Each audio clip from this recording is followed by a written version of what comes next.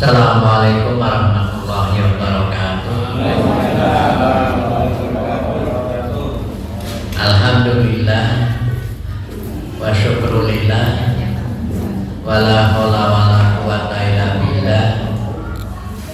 Asyhadu an la ilaha illallah wahdahu la syarika lah wa asyhadu anna Muhammadan abduhu wa rasuluh.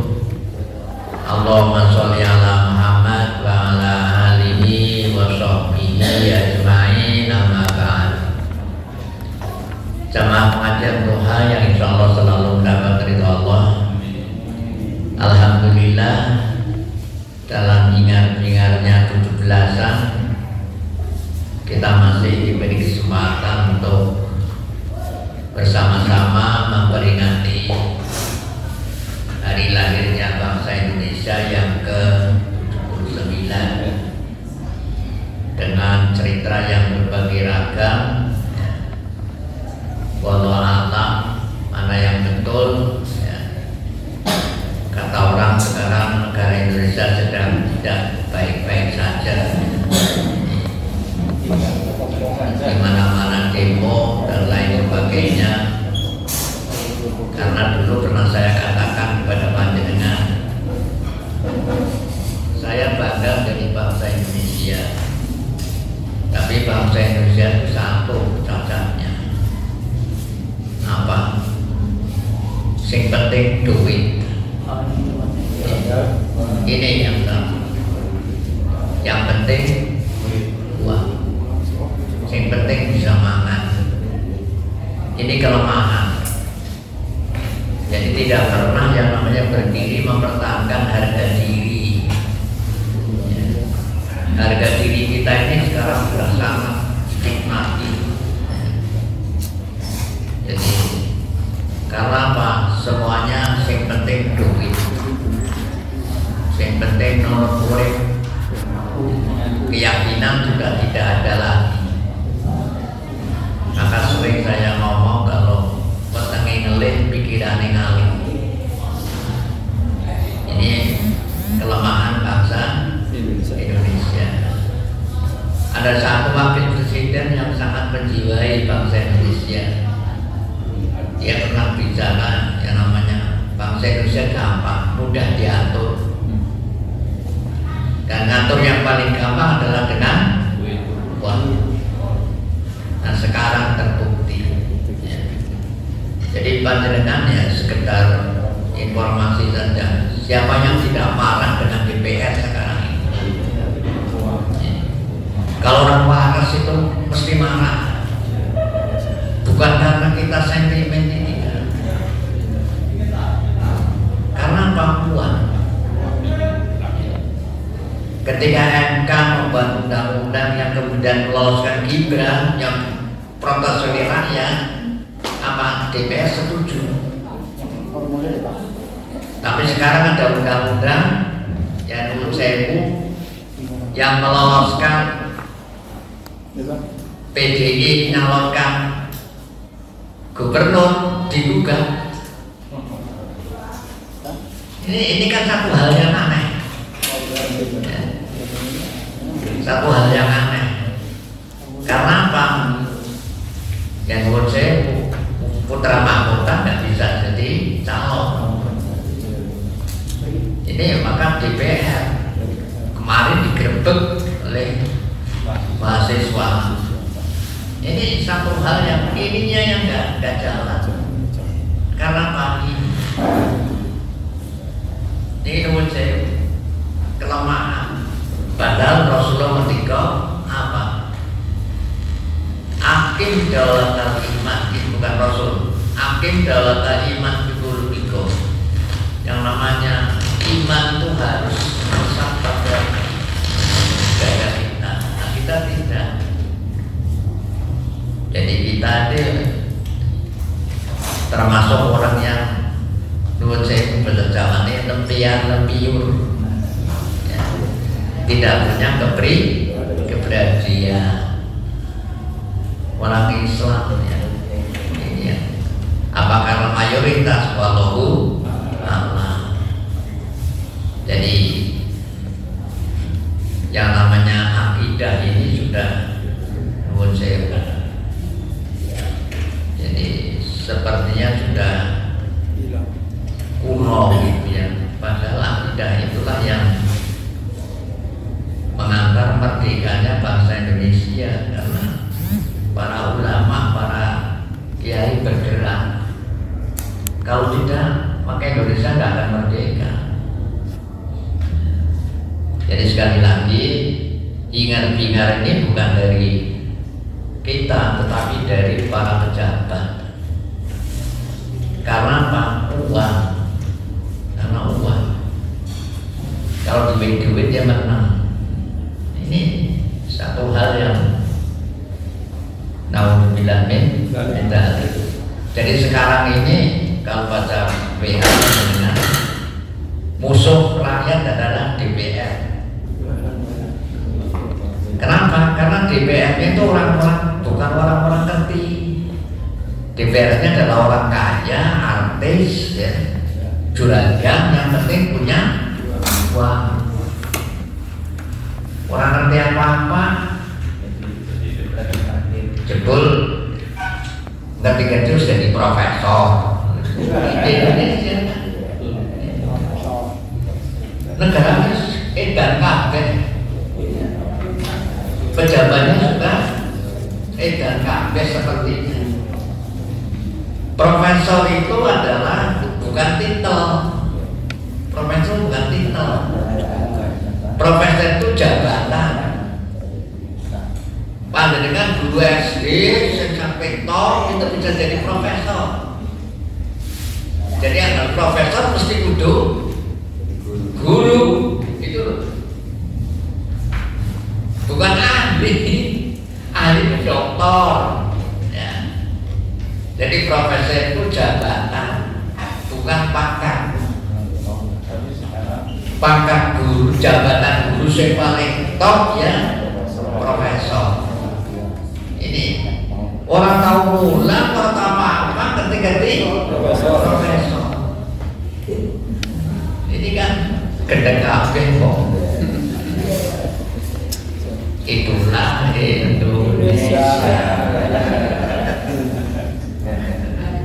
Oke, ini pelampiasan renungan satu malam saya.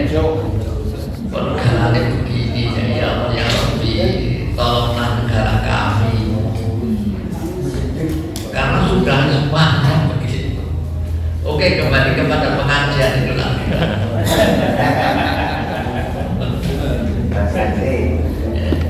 Saya sudah membicarakan kehidupan Rasulullah, sumber kehidupan Rasul, istri Rasul, ya.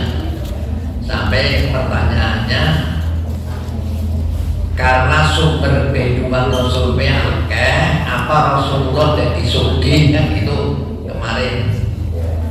Ini sumber kehidupan Rasul itu apa? Dari zakat, dari tawanan perang, dari upetian mujizah, dari rampasan perang, dari pertanian Rasul. Ini ada 6 macam. Ada 6 macam yang saya tulis dalam buku. Apa seperti itu menjadi kehidupan Rasul itu menjadi nusebu seperti orang kaya? Jawabnya sudah saya sampaikan. Ini loh pentingane karmani Rasul. Pertama, Aisyah berkata, umai Rasul pe orang tahu nuwun sewu Adam telung dina berturut-turut. Keluarga Rasul itu tidak pernah masak 3 hari berturut-turut. Artinya apa? Gak ada yang dimasak. Ini keluarga Rasul. Sampai keluarga Rasul dikatakan tidak pernah makan enak. Aisyah mengatakan istri Rasul kurus-kurus karena nggak makan daging.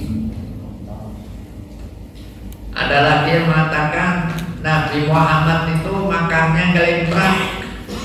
Tahu gelimrak? Cara makannya sama. Maknanya ini Nggak pakai kursi lah. pakai daun kurma. Tambah lagi ketika Rasul sedo, pakaian besinya sedang tergading ya, untuk beli gandum. Ada lagi yang mengatakan bahwa ketika Nabi meninggal itu gak punya apa-apa, gak meninggalkan kambing, gak meninggalkan unta, gak meninggalkan apa-apa.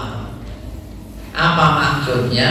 Bahwa kehidupan Rasul sepertinya di bawah rata-rata orang Arab ketika itu. Kemudian pertanyaannya adalah kenapa Rasul seperti itu? Padahal Rasul adalah pilihan Allah Subhanahu wa Ta'ala.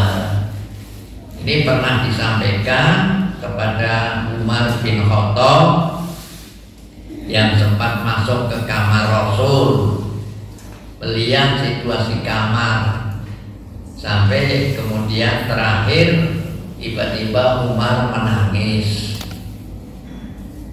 Ketika Umar menangis, Rasul bertanya, kenapa kau menangis? Itu Umar menjawab,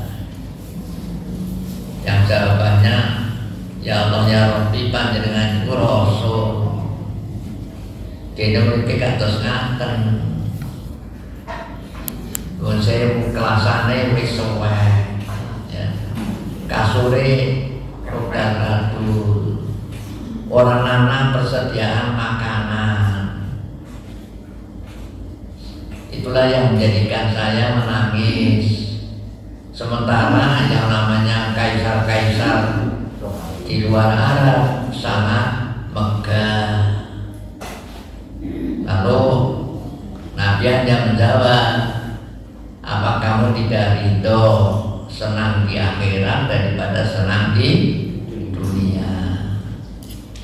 Artinya apa? Bahwa Rasul diutus bukan untuk itu.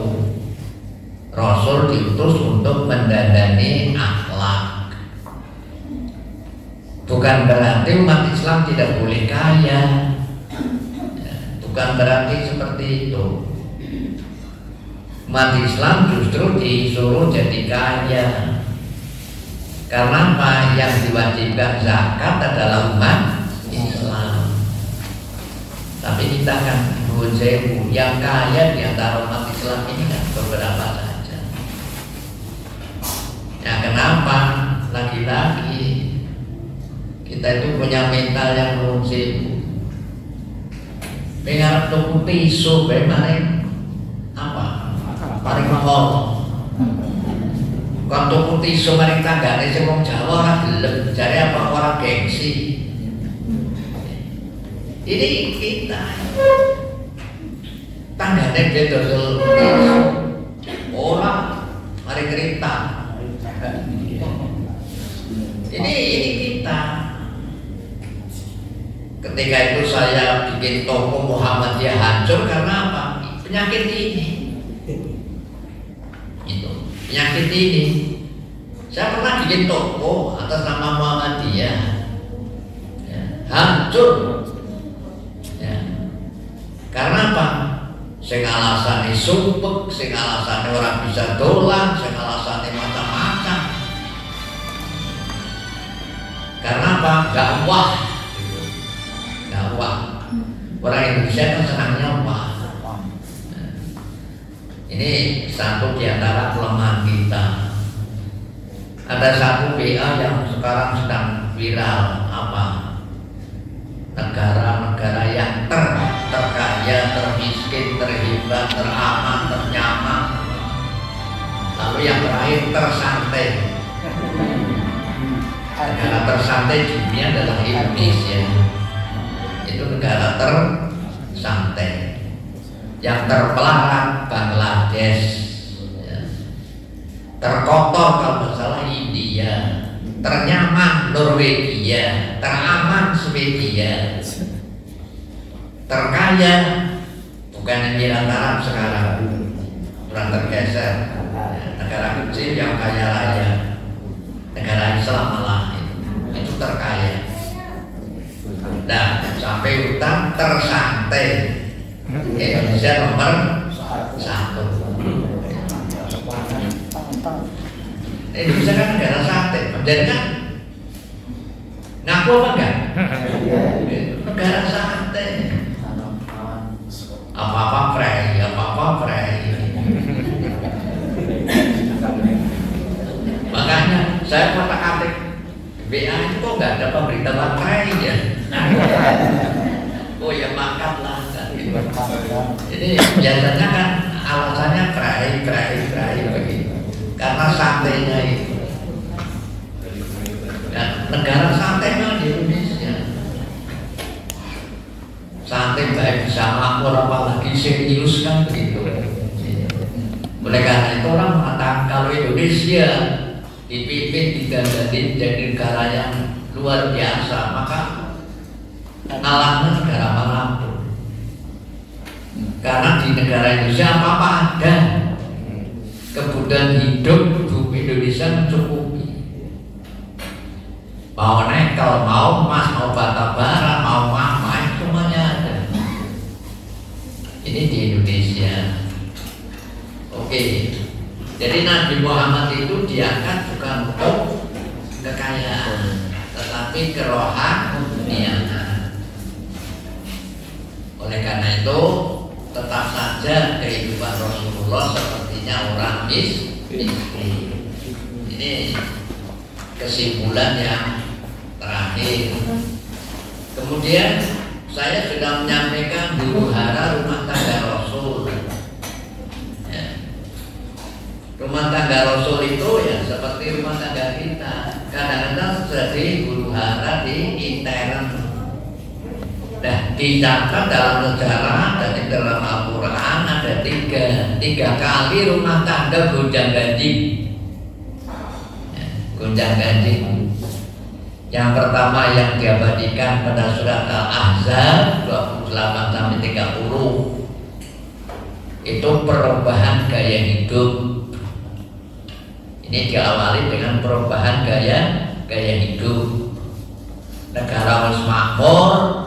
Para sahabat perempuan selain istri Rasul pada mejeng, maka istri Rasul juga ingin mejeng.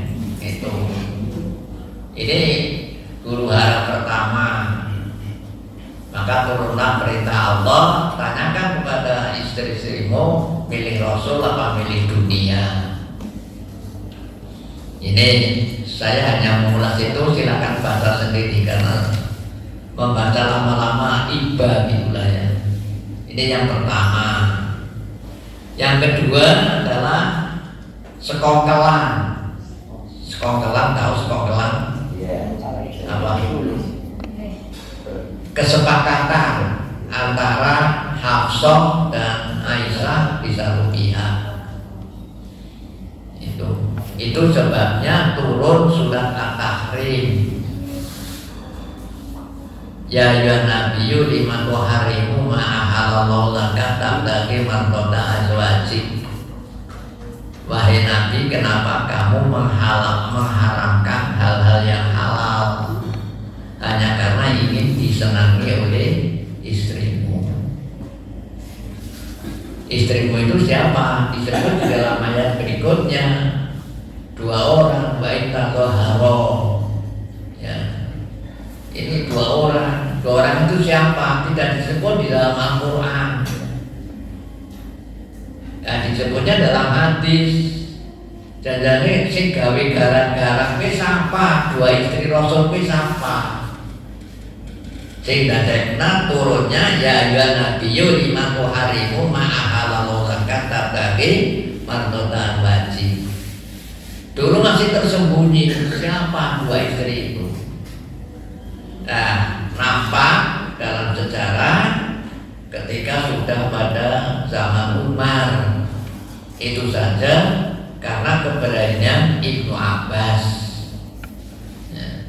Ibnu Abbas suatu ketika bareng-bareng haji bersama Umar. Dan dengan perjalanan Umar pamit kepada Ibnu Abbas, saya mau ke belakang gitu. Nah, karena khalifahnya mau ke belakang, maka Ibnu Abbas itu ya buat saya mau menyiapkan segala air dan lain sebagainya. Tetapi sebenarnya bukan itu yang dikehendaki oleh Ibnu Abbas. Ibnu Abbas kepengen ngomong-ngomongan empat mata gitu ya. Tahu ingin omongan empat mata. Nah, setelah selesai baru Ibnu Abbas jangannya nyomong pirang-pirang tahun kepengen takon kalau panjenengan ini mau sampai hati.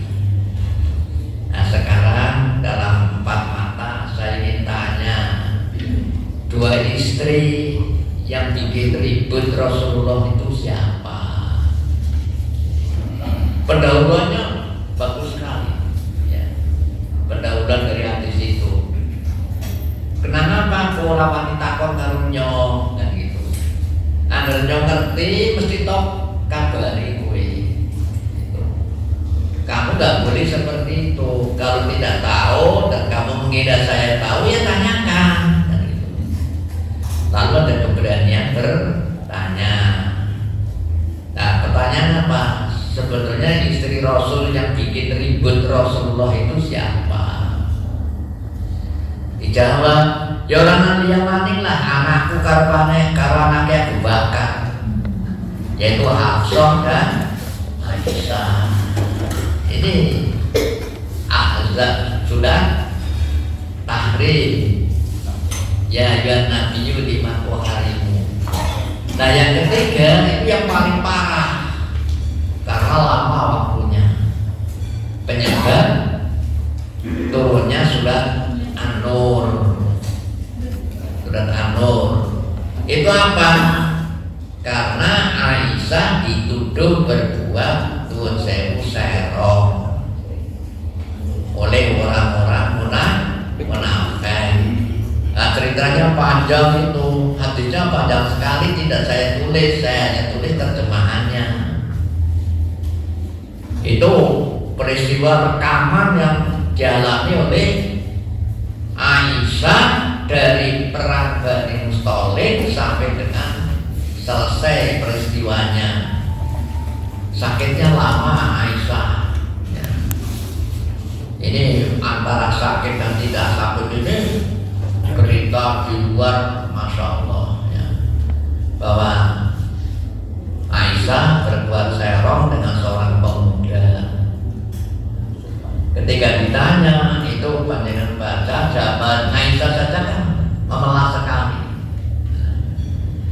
Yang jawab ya sampai orang percaya, yang jawab orang sampai yang tetap percaya. Karena sudah termakan isu. Lalu Aisyah mengatakan biarlah Allah saja yang akan menghukumi. Maka turun surat An-Nur. Antaranya yang menyatakan bahwa Aisyah suci, tidak seperti yang dikatakan oleh berita bohong. Nah, ceritanya namanya hadisul ifki ya, berita bohong. Ini gonjang-ganjing rumah tangga Rasulullah Shallallahu Alaihi Wasallam. Saya sambil menulis itu sambil bersyukur. Kok bersyukur? Alhamdulillahirabbil alamin. Andai kata lalu cerai. Panjenengan bisa membayangkan, andai kata Rasulullah sampai bercerai dengan istrinya, kayak apa orang-orang yang tidak sependapat dengan Rasulullah. Karena ini juga sebagai pembelajaran, maka betapapun tidak menjadi sampai cerai.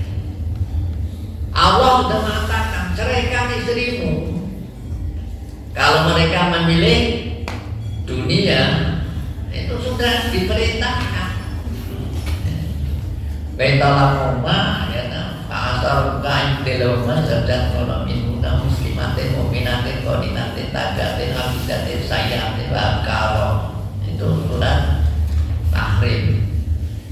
Jadi sekali lagi, karena ini sebagai pembelajaran. Dan yang kedua, hikmahnya apa? Tidak boleh nuwun sewu Rasul kula panjenengan menuduh lan katakan Rasul ora bisa ngatur bojone. Itu enggak boleh. Ya. Karena apa? Ini ibarat yang namanya Rasul dan istrinya itu wayang. Dalamnya adalah Allah Subhanahu wa ta'ala sebagai pembelajaran. Karena itu ketika Ibnu Abbas mau cerita panjang itu juga mulai dengan laqad kana lakum fi Rasulillahi uswatun hasanah. Jadi menurut saya jangan kemudian ya montaran rumah tangga Nabi yang pernah ya montaran orang apa-apa, nggak begitu. Jadi Rasul para matul mukminin ini menjadi contoh bagi kita. Ini tentang yang saya hanya menjelaskan sekilas saja. Kenapa saya tidak terima, tidak bacakan? Saya merasa gak enak, ya. Serasa gak enak. Ya Allah ya Rabbi, kayak nama telangsangnya Rasul, ya. Sampai saya gak enak. Saya katakan ya Allah ya Rabbi, Kau Maha Kuasa membuat Aisyah tabah. Aisyah tabah sekali ketika dituduh berbuat zina. Kalau tidak tabah kan tidak berontak. Tapi tidak, ini pembelajaran kita. Jadi silahkan baca sendiri. Pada pagi ini kita sampai Nabi banyak berzikir. Sekarang Nabi banyak berzikir. Zikir itu artinya ingat kepada Allah, ya, ingat kepada Allah. Ingat kepada Allah diperintahkan di dalam Al-Quran, dzikron katsiron. Zikirlah kamu kepada Allah dengan banyak. Zikir ini banyak macamnya. Yang pertama, zikir arti doa. Atau kalau dalam buku yang pertama, zikir arti sholat. Kemudian zikir arti istighfar, mohon ampun. Dan yang ketiga, zikir arti berdoa, mohon kepada Allah Subhanahu wa ta'ala. Ini wujud zikir. Jadi sholat, orang sholat berarti orang yang berzikir dengan Allah karena ingat. Kalau kita sudah meninggalkan sholat berarti sudah tidak lagi ingat kepada Allah Subhanahu wa ta'ala. Nah kalau kita lihat kira-kira sholat Rasul itu berapa rakaat, ya saya menulis itu pada halaman 611. Saya nulis begini. Maka dipastikan Nabi Muhammad SAW adalah sosok hamba Allah yang paling banyak melaksanakan sholat. Dengan merujuk banyak hadis, Nabi sepertinya insya Allah lebih dari 50 rakaat ya, menunaikan sholat pada tiap harinya. Lebih dari 50 rakaat itu apa saja? Sholat wajib 17 rakaat, sholat rawatib minimal 12 rakaat. Ya. Ini rawatib. Kalau yang akan maksimal kira-kira tambah 4, tambah 6, jadi 18 rakaat. Kemudian sholat malam 11 rakaat. Kemudian sholat duha 8 Nabi itu hanya 4 rakaat. Sholat tahiyatul masjid minimal 5 kali. Kemudian apa lagi? Sholat habis wudhu minimal 5 kali. Apalagi sholat ketika bermimpi buruk, sholat ketika bangun malam, yang belum tahajud, belum bangun malam. Jadi saya hitung sepertinya lebih dari 50 rakaat. Nabi ketika ada perasaan yang medeni, gundah, itu sholat. Ya. Jadi ketika ada segerombolan orang miskin, pakainya copak camping, ya, membawa pedang, memelas gitu. Nabi sangat haru, sangat terkejut, ya. Itu menyuruh Bilal azan, sholat. Setelah sholat, baru Nabi tenang, bicara bla bla bla bla bla. Nah, kita tidak. Kita sholatnya sebatas rawatib, ya, wajib, sholat malam kalau kober, sholat yang sangat sulit dilaksanakan sholat apa Pak? Menurut panjenengan? Sholat duha. Sholat duha Pak. Kalau saya sholat yang paling berat saya lakukan sholat syukur wudhu. Orang tahu mana. Jadi sholat habis wudhu. Maaf, saya jarang sekali melakukan. Jarang sekali melakukan. Padahal Rasul kepada Bilal, kenapa Bilal sandalnya sandal di surga? Karena senangnya sholat syukur. Tapi ketika mau dilakukan itu jebule abot. Patut kalau pahalanya besar. Jadi ini sholat Nabi.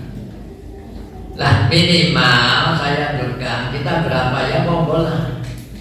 Yang penting wajib alhamdulillah. Lalu sawarane rawatib. Saya sudah nulis jangan kau remehkan amalan sunnah. Saya yakin panjenengan sudah tiap malam sholat malam. Tapi kadang-kadang bolong-bolong sholat rawatibnya 4 rakaat sebelum duhur, 2 rakaat setelah duhur. Jadi kalau duhur saja kita sholat berapa? 10. Berapa? 10 rakaat. 10 kan? 10 rakaat. 2 rakaat, 4 rakaat sebelum duhur, 4 rakaat duhur, 8, 2 rakaat setelah duhur, 10 rakaat. Tekannya malah masbuk. Panjenengan rakaat. Ini kan kalau Nabi seperti itu. Maka saya juga minimal rawatibnya. Nabi bersabda, siapa yang siang hari sholat 12 rakaat dan Bukhari Muslim, disiapkan rumah di surga. Sudah saya tulis. Jadi sekali lagi ketika kita bicara sholat Nabi, ini konsep. Nabi sering sekali melakukan sholat. Bahkan dalam cerita Imam Bukhari ketika mau menulis sebuah hadis ini dia sholat 2 rakaat terlebih dahulu. Artinya apa? Sangat berhati-hati.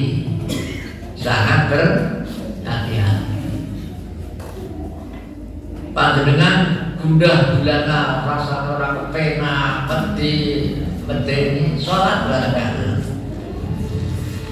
Ini ajaran Rasulullah Shallallahu Alaihi Wasallam. sholat yang membaca istighfar. Ini tentang sholat, dan zikir berarti sholat. Kemudian zikir berarti doa. Itu halaman 613. Sepertinya tidak ada perbuatan yang tidak ada doanya.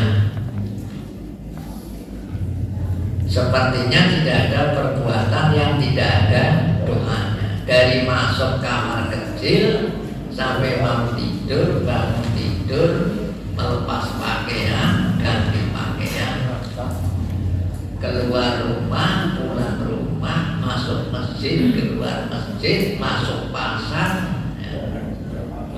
mampir di jalan, itu semuanya ada. Sehingga ketika kita membaca, ini saya punya 3 ya. Yang namanya yang pertama ada Adabul Mufrad. Adabul Mufrad itu karangan Imam Bukhari. Itu isinya hadis-hadis tentang apa yang dilakukan Nabi setiap hari. Jadi pada hari itu apa yang dikerjakan. Kemudian yang kedua, kitab yang ditulis oleh An-Nasai, namanya Amalul Yaum wa Lailah. Amalan Nabi siang hari dan malam hari. Itu isinya hadis semua yang berkaitan dengan apa yang dilakukan Nabi ketika siang hari dan malam hari. Kemudian satu buku lagi namanya Al-Musnad Ad-Du'a, jadi punya tebal. Isinya juga hadis-hadis Nabi itu apa. Nah, kesimpulan saya, tidak ada perbuatan yang tidak dimulai dengan doa dan diakhiri dengan doa. Ini kesimpulan. Ketika panjenengan baca buku satu saja, Nabi mau tidur saja kan lama sekali gak tidur-tidur. Karena apa? Doa macam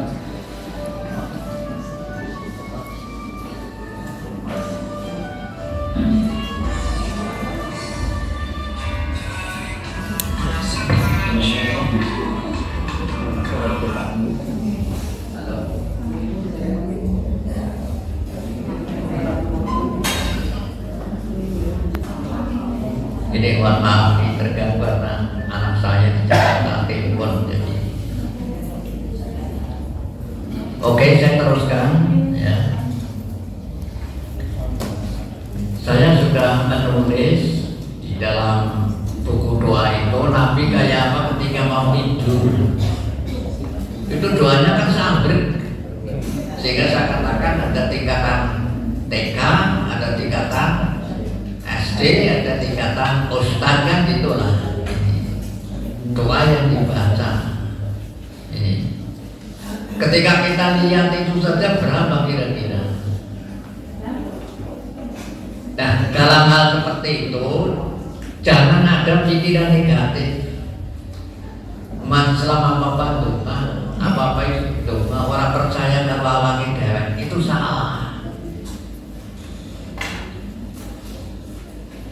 Umat Islam cengeng, apa-apa doa.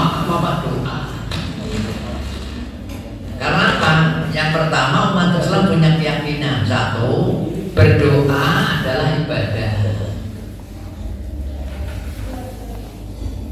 Bahkan dikatakan pokok ibadah, inti dari sebuah ibadah.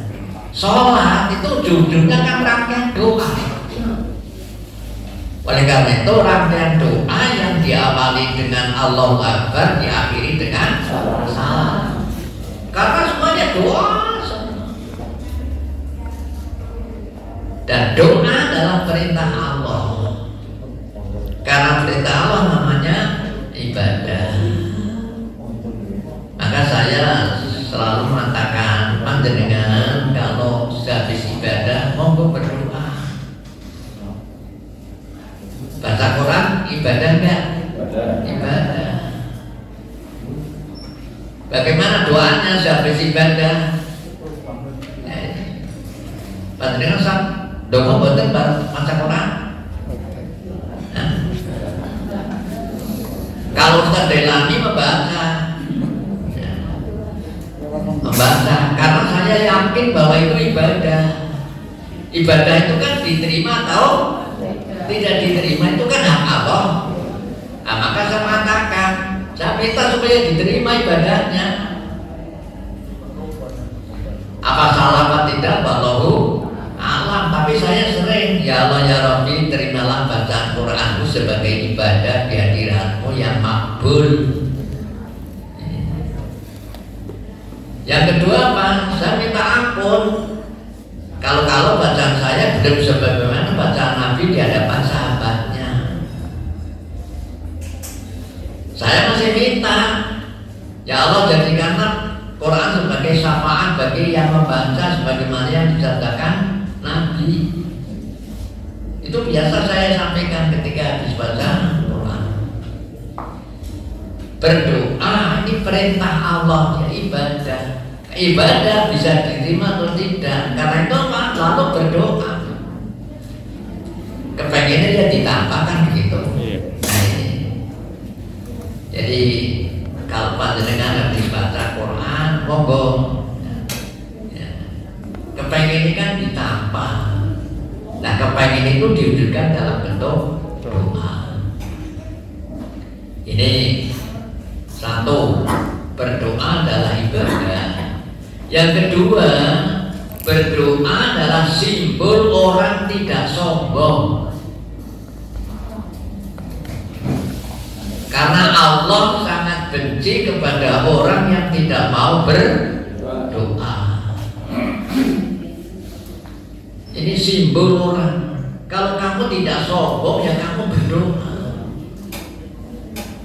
Dan yang ketiga, berdoa melatih diri tawadhu kepada Allah, tadarruk kepada Allah, rendah hati. Itu dengan doa.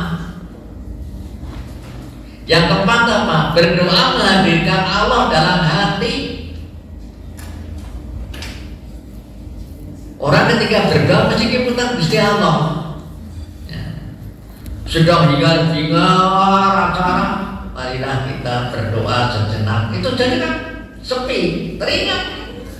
Oleh karena itu fungsi doa, seorang ilmuwan mengatakan fungsinya adalah menghadirkan Allah dalam hati. Yang banyak sekali apa lagi? Apa? Allah mengancam kalau kamu tidak mau berdoa akan diganti dengan umat lain yang mau berdoa. Apalagi orang berdoa adalah manifestasi dari sebuah ayat Allahus Shomad. Allah tempat bergantung. Jadi bisa dimengerti kemudian di dalam agama Islam banyak sekali doa. Karena Allah tempat bergantung. Segala-galanya. Allah itu beda dengan kita. Kalau anak kita waramili jaluk, biungnya sudah sebel kan begitu. Anak kita papa minta, mama minta, bapaknya pasti sebel. Tapi Allah enggak. Makin sering dimintai, makin Allah nambah loma. Karena itu apa? Kalau kamu doanya ingin dikabulkan, ya sering-seringlah berdoa. Kalau kamu berdoanya hanya ketika butuh, nah ini ya Tuhan saya sama dengan kita.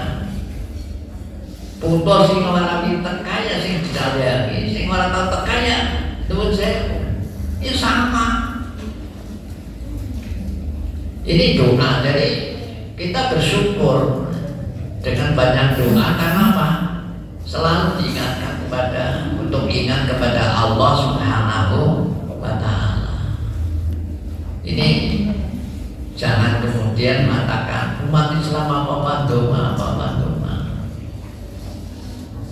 Di dalam buku yang saya tulis di sini misalnya, ya, 132 kegiatan tiap harinya yang diabadikan dengan doa. Ada lagi yang menulis 129, ada lagi 172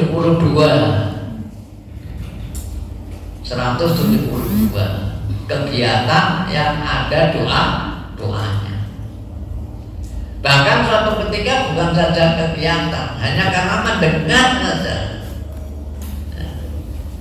mendengar jago kelulung ya, pagi-pagi mendengar lowongan anjing, lowongan anjing itu suruh bertahun. Ketika ada jago pagi-pagi kelulung, kita harus apa? Memuji Allah. Karena apa? Ya dikatakan oleh Nabi, mereka melihatnya, kita tidak bisa melihat. Jadi ketika ada anjing melolong malam-malam, itu dikatakan dia melihat setan, melihat setan. Karena itu kita harus bertawun. Ketika ada ayam pagi-pagi, dia melihat malaikat, maka kita harus berdoa.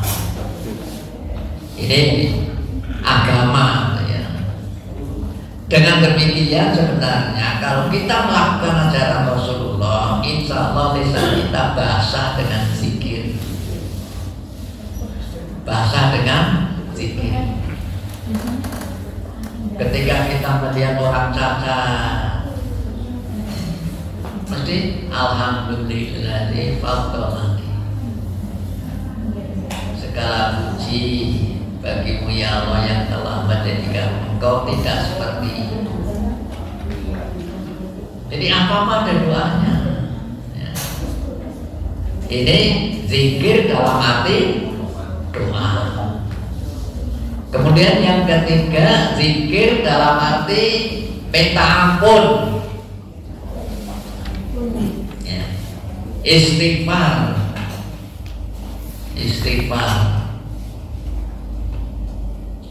Nabi dikatakan lebih dari 100 kali tiap hari beristighfar kepada Allah. Kalau panjenengan minimal 15 kali. Karena sholat wajib 5 kali, astagfirullah. Walaupun kadang-kadang kalau pelaku sholatnya assalamualaikum kelempar, ngadeg astagfirullah kan gitu. Nabi lebih dari 100. Nah, kalau Nabi saja yang doa, yang dosanya sudah diampunkan oleh Allah masih berdoa, lalu mau kita apa? Mestinya kan lebih banyak dari Nabi, mestinya. Ini minta ampun kepada Allah, istighfar. Anehnya Allah itu senang kalau hambanya mohon ampun. Dalam Al-Quran dikatakan tidak akan mengazab manusia kalau dia mohon ampun. Kalau umat ini tidak mau mohon ampun kepada Allah, akan diganti dengan umat yang lain. Allah yaghfiru dzunuba jami'an, semua dosa akan diampuni kalau kamu minta ampun. Walau bali dan tidak peduli. Itu dalam jangan biarkan malam berlalu tanpa doa dalam 10 pesan. Jadi banyak mohon ampun kepada Allah Subhanahu wa ta'ala. Bangun tidur ada, habis mau tidur ada, semuanya istighfar. Ini berarti orang yang selalu ingat kepada Allah Subhanahu wa ta'ala. Kalau umat Islam tidak lagi minta ampun, ingin sewu, maka menjadi sombong. Allah sangat benci kepada orang sombong. Dan dikatakan tidak akan masuk surga siapapun yang dalam jiwanya masih bersemayam sifat sombong, walaupun satu zarrah, satu antum. Layak silaturahmi kibarin. Sangat populer. Allah sangat marah kalau ada orang sombong. Karena yang berhak sombong itu hanya Allah. Kita itu makhluknya. Karena itu ketika Nabi sholat malamnya terlalu lama, ini kan ditegur oleh sahabatnya. Engkau itu sosok hamba Allah yang sudah diampunkan dosanya. Mata kodama mindabi wa mata akor. Kenapa sholat Anda masih lama sekali sampai bengkak kakinya? Ya jawabnya apa aku tidak boleh menjadi hamba Allah yang banyak bersyukur, banyak bersyukur. Jadi doa juga ungkapan karena bersyukur. Alhamdulillahilladzi at'amana wa saqona wa ja'alana muslimin. Misalnya ada lagi Allahumma barik lana fima razaqtana wa fir lana warhamna. Ini doa habis makan. Berkailah apa yang kau rezekikan kepada kami, ampunilah kami dan sayangilah kami. Banyak doa habis makan. Ini ada mesti wafirli warhamni. Ini doa. Ketika istighfar itu biasanya lafalnya wafirli, wafirli. Allahumma inni zolamtu nafsi zulman katsiran wa la yaghfiru dzunuba illa anta faghfirli maghfiratan min indika warhamni innaka antal ghafurur rahim. Ini doa sebelum bangkit ke rakaat ketiga. Ini tarjih ya. Bagaimana kalau tidak ditentukan oleh tarjih? Gak ada masalah selama dalilnya sahih. Selama dalilnya sahih. Bagaimana kalau saya nggak bisa mencontoh doa Rasul, doa bikinan sendiri? Monggo. Gusti Allah Maha tahu. Apa pakai bahasa Jepang, bahasa Inggris, bahasa Jawa, Gusti Allah tahu artinya. Cuma umat Islam punya keyakinan doa yang paling baik adalah doa yang pernah dilafalkan oleh Rasul. Namanya doa maksur.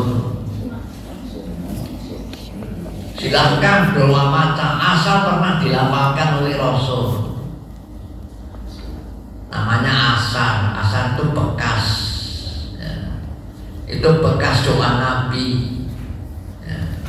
Nah, sekarang pulau baru sakit nopo-nopo sakit Rabbana atina fid dunya hasanah wa fil akhirati hasanah. Benar itu kan ada doa, ada permintaan dan mohon ampun.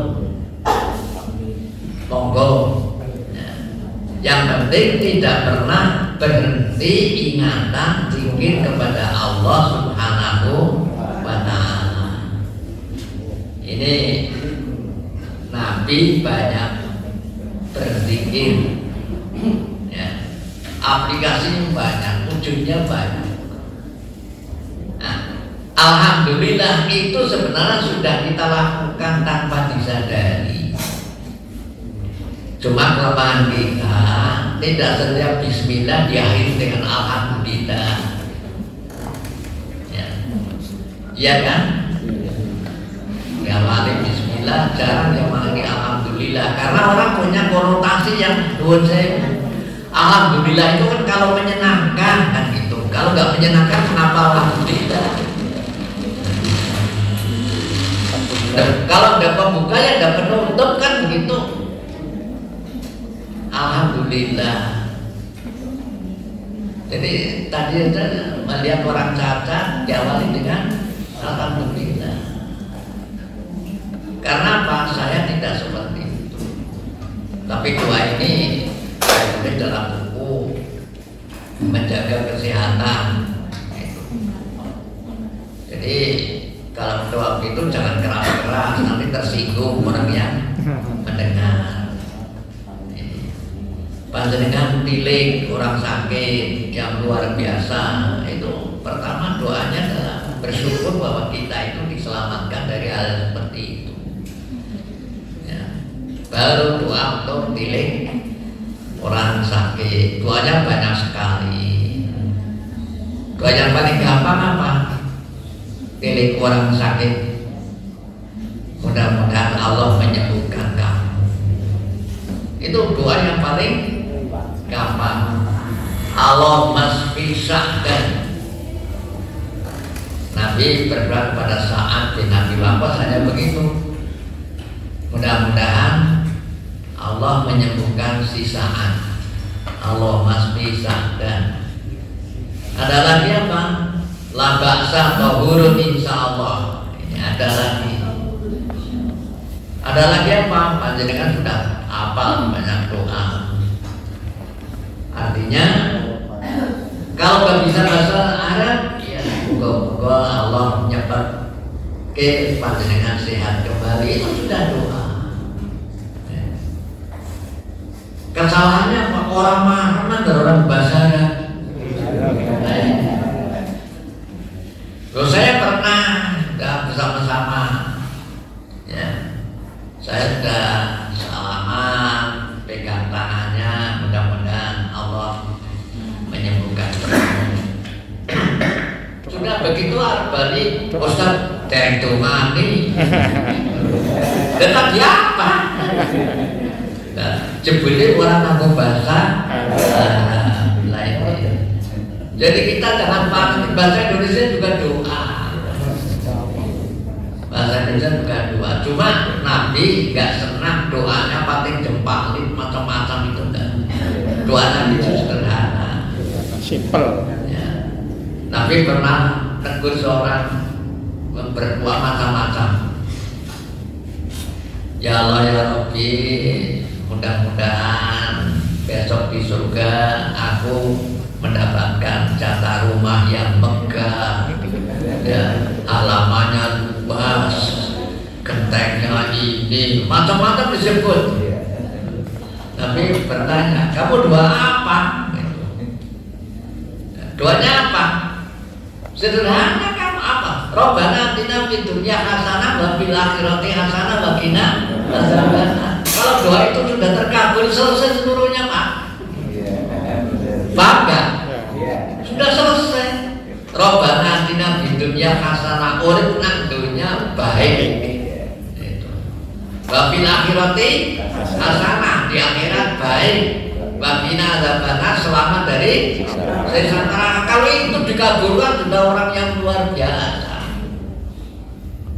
Jangan dianggap remeh. Robbana atina fid dunya hasanah wa fil akhirati qina adzabannar. Dan doa ini yang diabadikan Nabi ketika haji.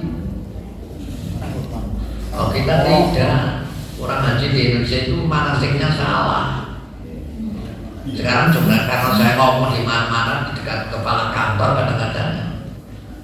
Itu kan dulu kan diajari ketika manasik haji. Saya ingat tahun 94 itu. Putaran pertama doanya ini. Iya kan? Putaran kedua doanya ini. Putaran ketiga doanya ini. Orang Indonesia gak memang apa, baca pengarang bilang kabeh. Lalu apa beri manasik itu? Kalau kamu tidak bisa, ya bolehlah Robbana atina, ini yang salah. Doa yang makan-makan itu buatan manusia. Ya. Saya bisa mentolerir. Ya timbang orang yang Gusti Allah, ya baca doa jadi Gusti Allah. Tapi jangan kalau nggak hafal itu cukup dengan Robbana atina, itu yang salah kan. Robbana atina itu yang pokok. Paham? Robbana atina itu yang pokok.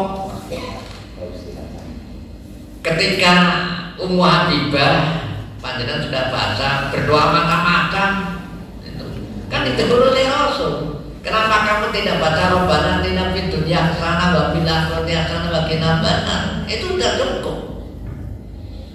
Itu yang bahasa Jawane selamat dunia, selamat akhirat. Ya, ini tentang Nabi banyak istighfar, berdoa, zikir, sholat. Nah, mari kita mencoba mengikuti sesuai dengan kemampuan. Ya seorang aja kelalen lah, nggak menentukan rumah ya Bismillahirrahmanirrahim. Balik rumah ya aja kelalen, assalamualaikum. Kalau tambah lagi banyak, ya, itu minimal. Walaupun saya mengatakan sebaiknya umat Islam jangan minimalis, ya. Tapi minimalis saja sudah menyelamatkan dirinya dari api neraka. Karena Nabi bersabda, "Insyaallah tawal jannah." Jika kamu jujur, kamu akan masuk surga. Ini karena Islam minimalis. Nah, oleh karena itu kita bersyukur, ya, mendapat kesempatan hidup lebih lama. Kemudian kesempatan itu kita gunakan untuk kebaikan. Ini bukan berarti kita tidak lalu komen dunia, enggak. Ini mana yang didahulukan, apa doanya, apa kerjanya dulu, wallahu a'lam. Tapi apa yang saya ajarkan tidak akan mengganggu kegiatan aktivitas tiap hari.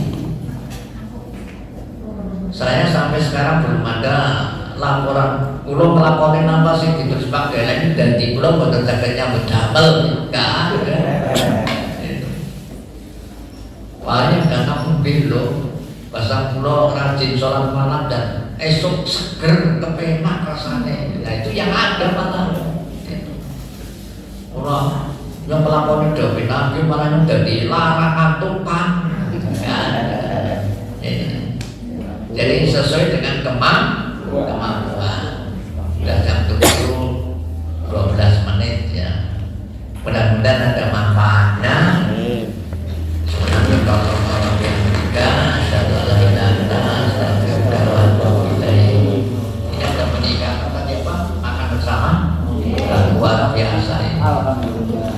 Ini makan yang berkah ya. Ada satu hadis Nabi pulang maaf orang baru jadi betul rumah jadi kan makan bersama-sama itu berkah. Ini berkahnya makan bersama ya banyak berkahnya itu. Nanti Pak merasakan. Yang penting apa? Lalu muncul keakraban. Itu di WiFi itu kalau di pengajian saya kan dipilih harus di depan Ustaz. Saya sangat tidak senang kalau ngaji pada tembok. Duduk di Pertamina juga saya katakan begitu. Lebih baik saya tidak datanglah kalau saya hanya ngaji. HP kosong tapi kabeh. Itu saja belum keras sekali di Pertamina itu ya. Tapi alhamdulillah mereka mengatakan oh iya ya. Beda ngaji tekak guru kalau ada guru beda karena ada berkah ya. Ini adalah Rasulullah antara malaikat Jibril dengan Rasul itu ada perjumpaan. Ini yang saya jadikan dari mudah-mudahan apa yang dilakukan oleh panitia juga mendapatkan berkah dari Allah Subhanahu wa Ta'ala. Tapi jangan sampai suatu ketika asem yang ngaji malah orang baik kabar. Aku makan ngaji malah sarapan. Nah ini berarti dari sini karena makanan. Assalamualaikum warahmatullahi wabarakatuh.